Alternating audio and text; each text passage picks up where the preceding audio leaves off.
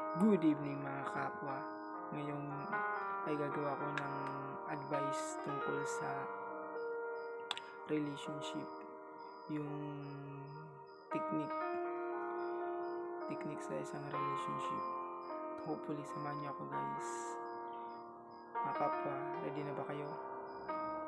In 3, 2, 1.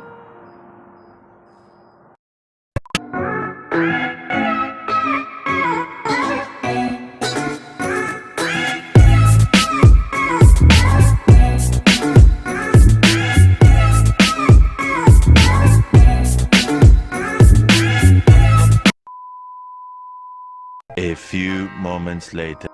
Hi mga kapwa, ito na po yung one technique na pwede nyo i-apply sa relationship nyo. Ito na po.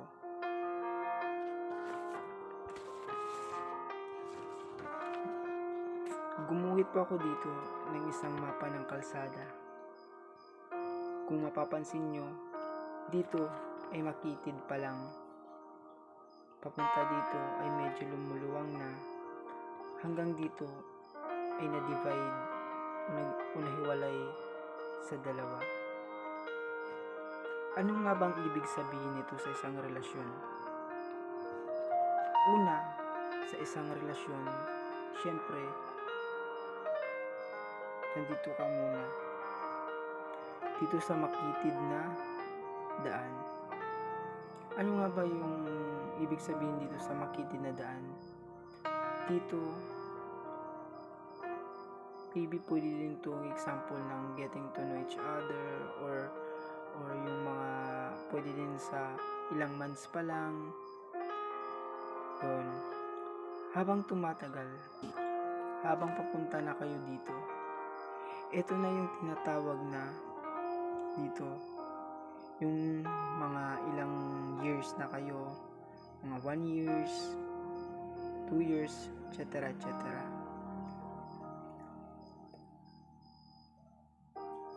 Dito, sa kalsadang to, sabay niyong tatahaking dalawa yung mga pagsubok na ibibigay sa inyo ni God na dapat kayanin nyo, malampasan nyo, at dapat tatagan nyo. Habang kayo dito yung maglalakad, patuloy nyong paglalakbay. Pupunta kayo dito sa point na to.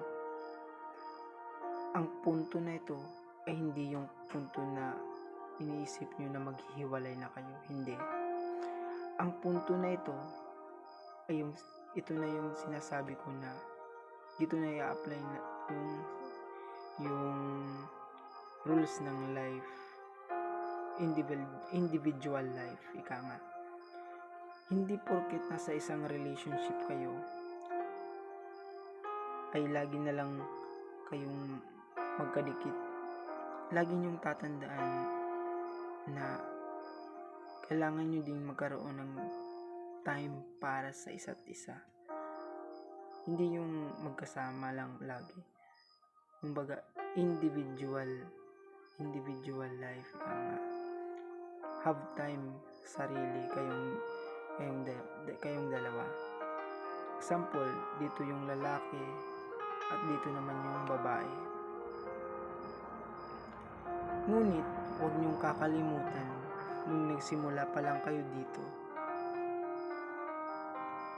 ay dapat meron na kayong tinatawag na o may nakaset na kayong goal. Ito yung goal nyo. Ano nga ba yung goal nyo? Ang mga goal nyo ay yung makapagtapos ng pag-aaral at magkaroon ng pamilya, magbuo kayo ng pamilya in the future. Yan po. Habang nagkakaroon kayo ng time, ito yung lalaki at babae, time sa sarili, pamilya, etc. Banding with the friends, ganun din yung dito, yung lalaki, banding with the friends. ay hindi pa rin mawawala yung tinatawag na komunikasyon. Opo, huwag niyong iwawaglit yung tinatawag na komunikasyon niyo. Kahit na sa isang araw, nagkaroon kayo ng individual life muna. Yan. Kasi, yun yung nagpapatatag din ng isang relationship, ng isang komunikasyon. Kahit na hindi kayo nagkita ng ilang araw, ilang weeks, or ilang months, pag nandun yung goal nyo at nandun yung communication nyo, yung trust, loyalty din, hindi yun mabubuwag. Promise yun. Kaya lagi nyong tatandaan na kahit magkaroon kayo ng free time para sa sarili nyo, huwag nyong iwawaglit yung goals nyong dalawa.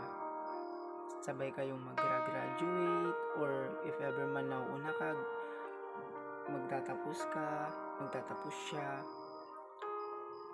If ever man na mauna ka makapagtapos doon, o nakaset ka na yung goal nyo pareho, na kumbaga na-achieve mo, kaso nauna ka lang, tapos susunod siya, magkaka-work, both side, magkaka-work na kayo, then you have a chance na makabuo na kayo ng family nyo, yung kumbaga yung pinapangarap nyo ng goal sa isa't isa.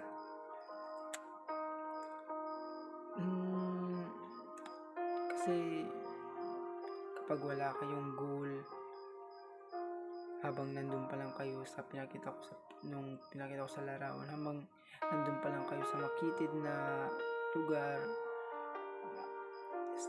sa makitid na kalsada, habang wala kayong goal na isinit, walang mangyayari. Kasi parang dire-diretso lang kayo,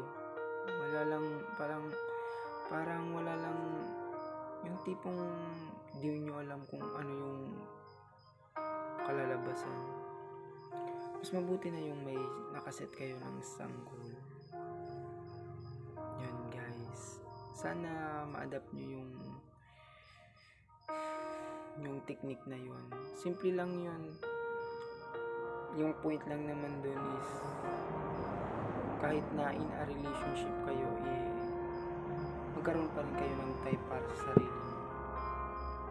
Wag na lang yung laging magkasama kayo, para hindi naman masyadong sabihin ninyo na nasasakal ako, gano'n. May freedom kayo, kumbaga may freedom din kayo.